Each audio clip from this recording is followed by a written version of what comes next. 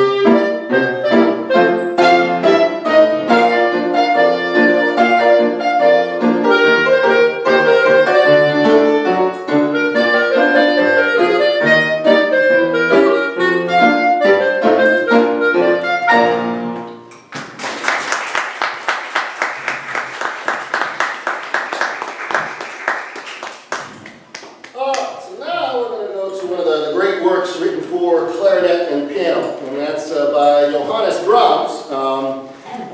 It's actually one of the last pieces that Brahms wrote in 1894, the last instrumental piece that he wrote, and that's kind of interesting because the Poulenc that you'll hear was also the last piece that Poulenc wrote. So the moral is, don't write a clarinet sonata if you want to stay alive, because you will soon go. The same was true for Saint-Saëns. They all seem to write these sonatas right at the end of their lives. But what's fascinating about this piece is that Brahms had actually decided about a year before he wrote this, a couple of years before, that he was out of good ideas and he was going to stop composing. He sent off a quintet to his publisher, and in it he said, I have nothing more to say. This is the last piece you're going to get from me.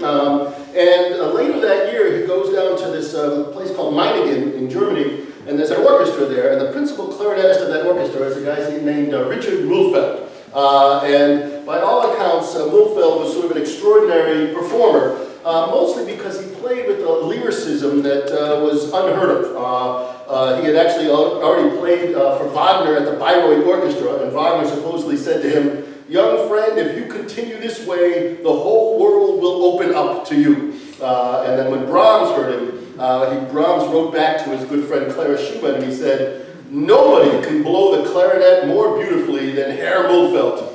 The clarinet players in Vienna and all the other places are pretty good in the orchestra, but if they play solo, they give no one real pleasure. So Mühlfeld felt that there was something about this guy that he could write music for, and he began to write an amazing amount of pieces. First a clarinet trio for clarinet, cello, piano, then a clarinet quintet, all great music, and then the last two works, two different clarinet sonatas. The first one is a little bit more virulent and aggressive, but this one is a really interesting piece. It really is a wonderful chamber music. It's not really just about the clarinet, but the dialogue between the clarinet and the piano, and how you can make this lyrical quality to it. Mühlfeld apparently supposedly played, let me just show you his clarinet. You notice that the reed is held in by this kind of metal piece. But Mühlfeld didn't hold it in with a metal, he tied a string around that, and supposedly that made a more mellow sound. And that's what Brahms really loved. So he writes this piece, and in fact, when he published these two sonatas, he didn't publish them originally for clarinet and piano, he published them for piano and Mühlfeld, because he just wanted Mühlfeld to be playing these pieces. And then when Clara Schumann finally got to play these with Mühlfeld, she was blown away as well. She wrote back to Brahms, she said, this man plays so wonderfully, he might have been specially created just for your works. I marveled at his profound simplicity and the subtlety of his understanding. We should set this player in gold. So a lot of pressure on you there, Arthur.